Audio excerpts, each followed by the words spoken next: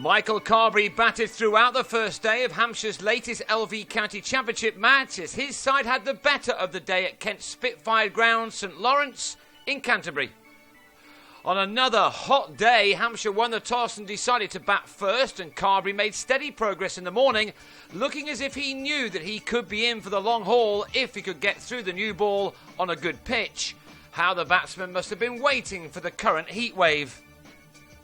Jimmy Adams wasn't able to take advantage, however. He'd started solidly enough, but then he turned a leg side ball from Charlie Shrek to Daniel Bell-Drummond at mid-wicket.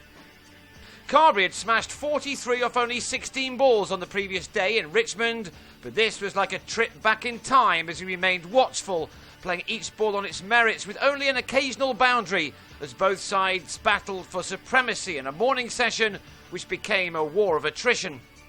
Both sides had come into this match on the back of wins last week. Hampshire's had come on a dry pitch in Cardiff, while Kent had chased down 411 on a road in Cheltenham. It was now the visitors' turn to make the most of the conditions with the bat, the plan in weather like this often being to wear down the fielding side, making it more difficult for them to bat sometime on the second afternoon.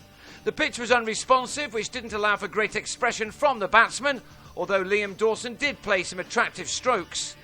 Indeed, he was first to his 50, which came with this single off his 124th delivery.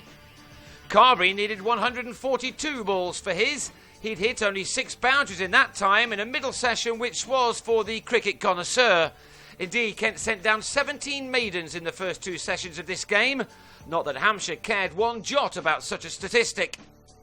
There was one brief moment when the nature of this game changed. Part-time wrist spinner Brendan Nash, fully recovered after retiring with exhaustion on 199 at the weekend in Cheltenham, was brought on for a couple of overs which cost 23, with Carberry twice driving him back over his head for 6s.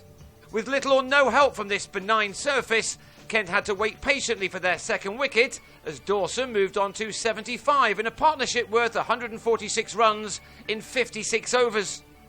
So Darren Stevens would have been mightily relieved when Dawson missed a flick to leg and was LBW at 177 for 2. James Vince didn't last long. On 8, he was also leg before. Callum Haggett with the wicket this time to leave Hampshire on 192 for 3. But Carberry remained a rock at the crease as he neared his first Championship 100 since September 2011. One he reached with a cut off Vernon Philander to his 219th delivery after 5 hours at the crease. 2 6s and 14 4s have been struck by the former England man, who was thrilled to finally turn some good starts into a 3-figure score.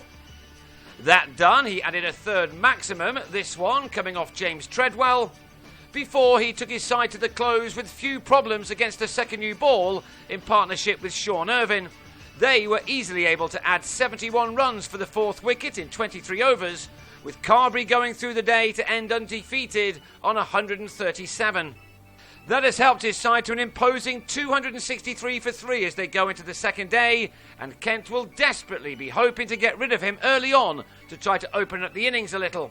It's been tough work for their attack thus far, while Carberry will doubtless be greedy for yet more runs.